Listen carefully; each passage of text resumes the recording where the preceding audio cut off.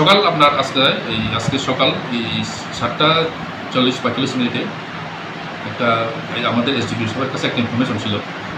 তো এসডিপি সাহেব আমার সাথে শেয়ার করেছেন। তো এসডিপি সাহেব সহ আমরা সেই ইনফরমেশন অনুসারে আমরা হাতিমারাতে একটা পরিত্যক্ত বাড়ির ওখানে সামনে একটা গাড়ি দাঁড়ানো আছে। তো ওই গাড়িটাতে আমরা যাওয়ার সার্চ করে এই গাড়িটাকে সার্চ করেছিলাম আমরা গাড়ির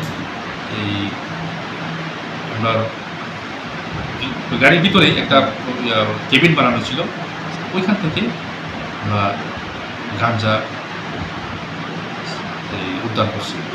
তো এখানে আমরা স্পটে যখন ওয়েট করে দেখছি তখন প্রায় 135 কেজি সাসপেক্টেবল গাড়ি গাঁজা। মার্কেট এই ভ্যালু অ্যাপ্রক্সিমেট 6-7 লাখ। কাউকে কি স্যার আটক করছেন?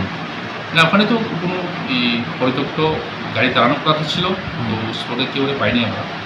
তো যথারীতি আমরা শেষ করার পরে এখন আমরা একটা এডিবিএস মামলা গ্রহণ দিচ্ছি।